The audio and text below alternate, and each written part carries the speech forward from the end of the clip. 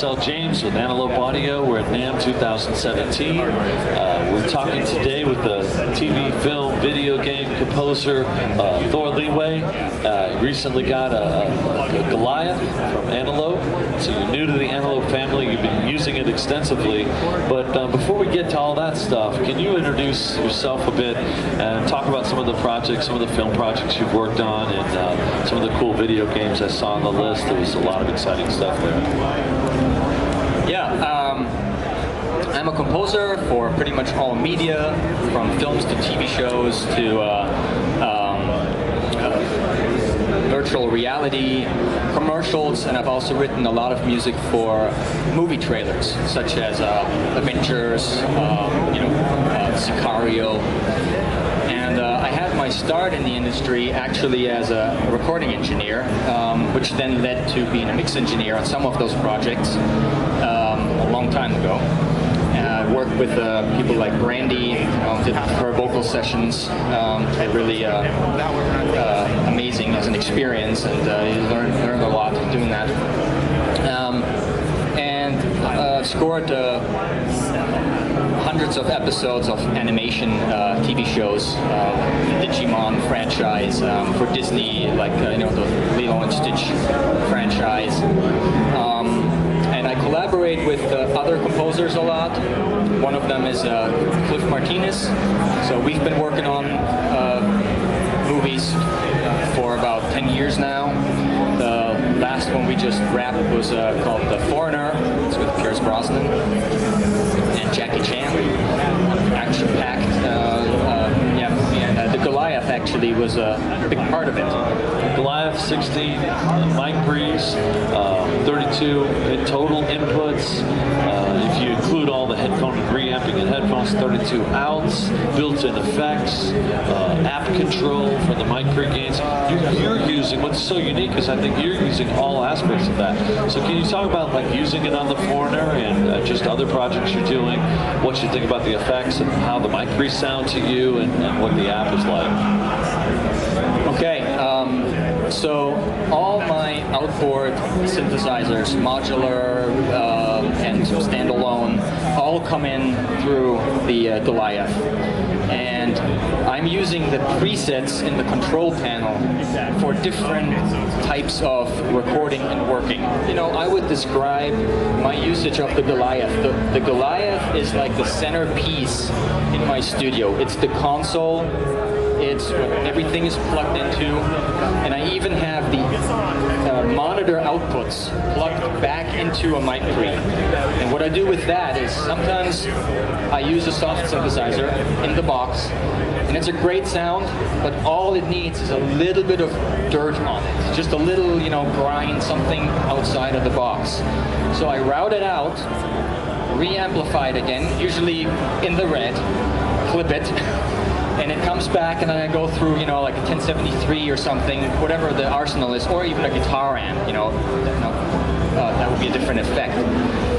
But I love doing that, and it's really sounding awesome. I'm using the Laewe EQ a lot, and what I do on the Laewe EQ, and I really love, is dipping the 100 hertz and then boosting the 30, because a lot of my synth gear builds at like 100, has a peak, and I want to get the bottom out of it. And it's a great tool, and of course, the Laewe EQ also does amazing brightening. It's amazing how much you get away with, actually. You also started using the app when you would go out and to control, I guess, your mic pre. Okay, so I also recently started a sample company, and our name is Laboratory Audio, with a composer friend of mine, Tobias N.Us, who's also a big-time mangler, sound guy, synthesis guy, and composer. And we have been working on a product for the last 2 years.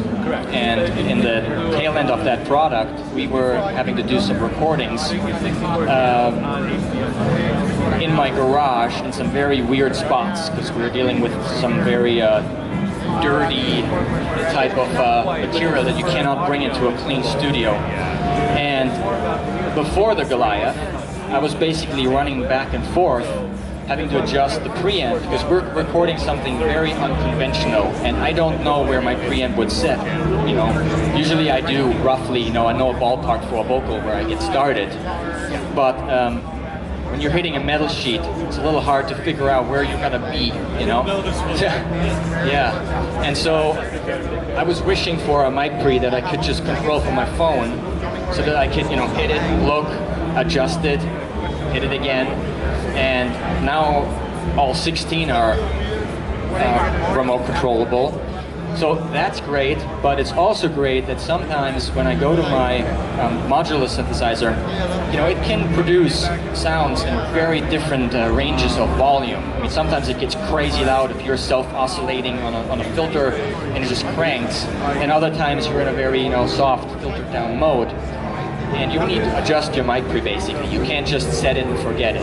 It needs to be adjusted. And it's a little bit one of those moments, you know, you're trying to do something, you're working on a sound, and then now you're clipping. So now you gotta walk over to the preamp, but now you're not playing it. So now you gotta adjust it on feel, you know, grab 10 dB down, hopefully it's good, go back, oh, that wasn't enough. Go back and forth. Not that it's a big problem, but it's just, you know, one of those things. This is very convenient, you know. I mean, I have my phone with me, have it laying right there. If something clips, I'll pull it down, and immediate. And that's awesome, and it also works on iPads. It works on Android and iOS. I have the iPad app open and the phone. The phone I grabbed, go with me. The iPad is with me on my desk. They can work at the same time. They run through our server manager.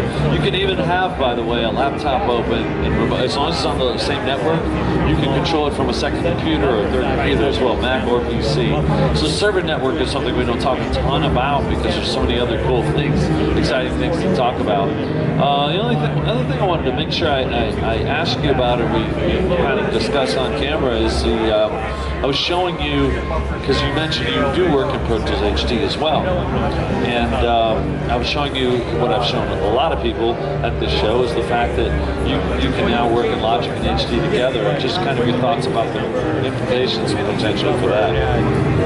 Okay, so a lot of people in film, TV have a setup that's two computers, usually one running Pro Tools, to print stems into. Stems are often 5.1, so it requires a pretty big amount of I/O, and therefore you've got to go with like MADI connectivity between the two systems. It's a lot of real estate to carry around just to print your stems. I'm amazed. I think this is a game changer for stem printing, because you could be in your Logic session or Cubase or even live in any native DAW, right? And then you can print on the same computer into your HDX session. I mean, it's amazing. I can't believe you put this all in one rack space. But now I gotta buy that. Thanks for all your feedback. We look forward to, we're going to visit your studio soon, and we're going to really see all this up front. So be on the lookout for that upcoming video as well. And Thorsten Laewe, thanks a lot.